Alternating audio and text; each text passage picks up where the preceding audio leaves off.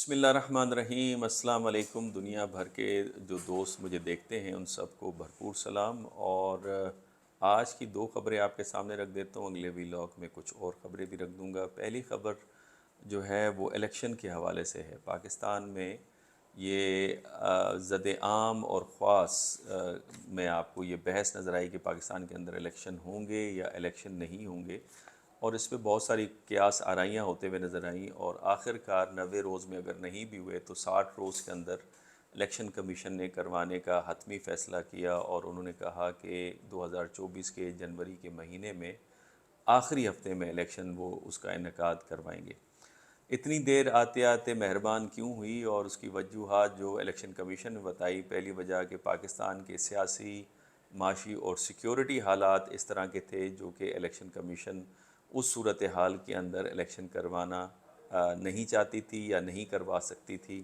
جس میں فنڈنگ کی بھی کمی تھی اور سیکیورٹی خدشات بھی تھے اور سیاسی انتشار بھی تھا۔ دوسری وجہ جو الیکشن کمیشن نے اس حوالے سے بتایا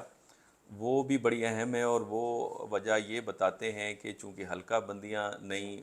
اس کو ری ڈرا کرنا تھا، تو لہٰذا اس کے لیے بھی وقت درکار تھا، لہٰذا اب وہ تقریباً کام ہو گیا ہے، اور نومبر کے 30 نومبر یعنی آخری نومبر کے حصے میں یا آخری تاریخ میں ان لسٹوں کا اجرا بھی کر دیا جائے گا، ان کو شائع بھی کر دیا جائے گا۔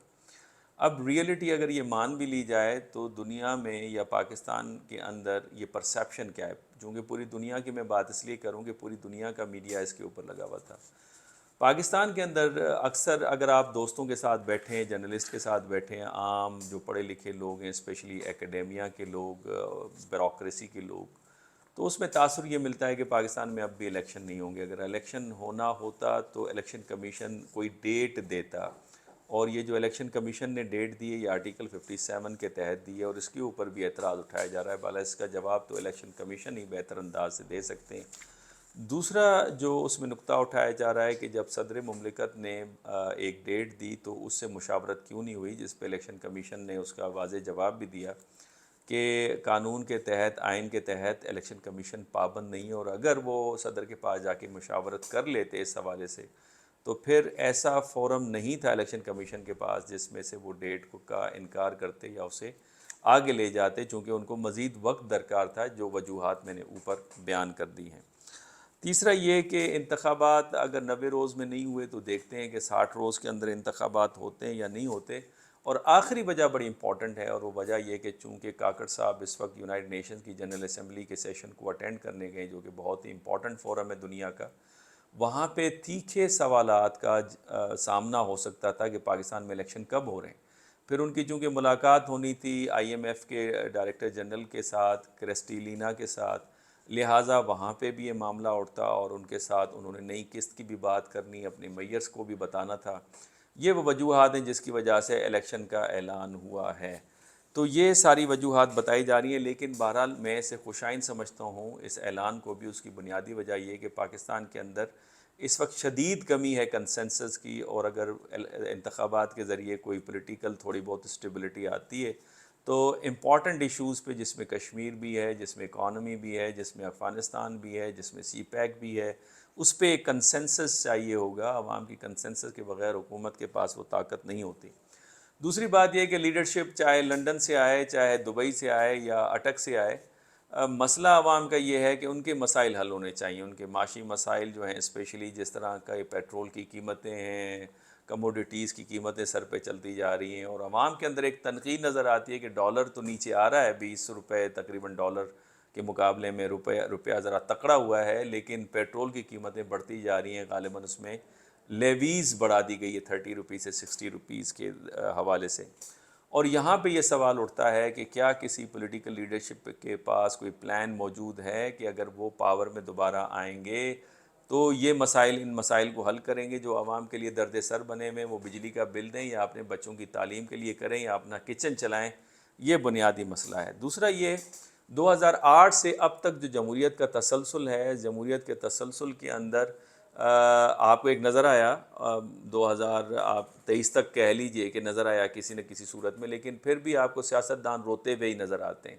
اب وہ سبب جو بھی بتاتے ہیں کہ ان کے ہاتھ میں اختیارات نہیں تھے، ذمہ داری تو ان کی بنتی ہے کہ بظاہر جو ڈرائیونگ سیٹ ہے اس پہ تو آپ بیٹھے ہوئے تھے، اور آپ اگر ایسی سیٹوں پہ آپ نے بیٹھنا تھا تو پھر آپ نے یہ سیٹیں قبول کیوں کی، اور بعد میں پھر آپ نے ہمیں روکے بھی دکھایا. تو بہرحال قصور انہی کی طرف جاتا ہے. آ جاتے ہیں دوسرا امپورٹنٹ موضوع، اور وہ ہے ہمارے عبوری وزیر اعظم انوار الحق کاکڑ صاحب کا، جو ڈائریکٹر جنرل ہیں IMF کی، کرسٹیلینا جارجیوا، ان کے ساتھ یونائٹڈ نیشنز کی جنرل اسمبلی کے سائیڈ لائن میں ملاقات ہوئی. اور اس ملاقات کے اندر کرسٹیلینا نے زور دیا کہ پاکستان کی حکومت کی آمدنی کو بڑھائیں، امیروں کے اوپر ٹیکس لگا کے اور غریبوں کو پروٹیکٹ کر کے. اور اس پہ کاکڑ صاحب نے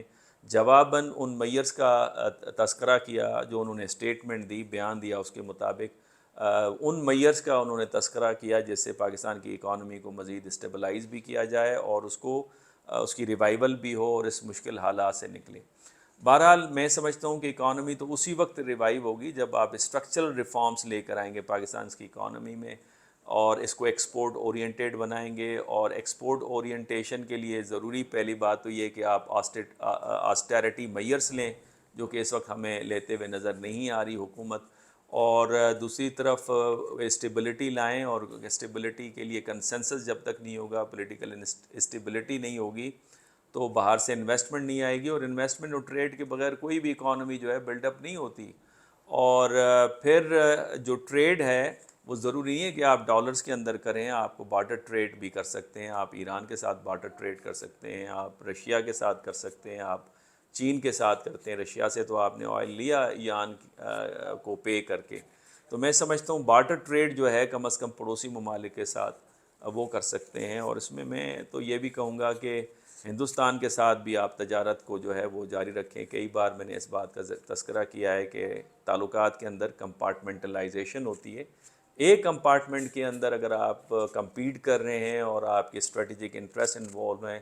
تو وہاں پہ آپ نہ بخشیے اگلے ملک کو، لیکن باقی کمپارٹمنٹس میں کم از کم تعلقات کی نارملائزیشن ضروری ہے. یہی آپ کی خدمت میں آپ کے کمنٹس کا انتظار رہے گا، اسپیشلی ہندوستان کے دوستوں کا. اجازت دیجیے، اللہ حافظ.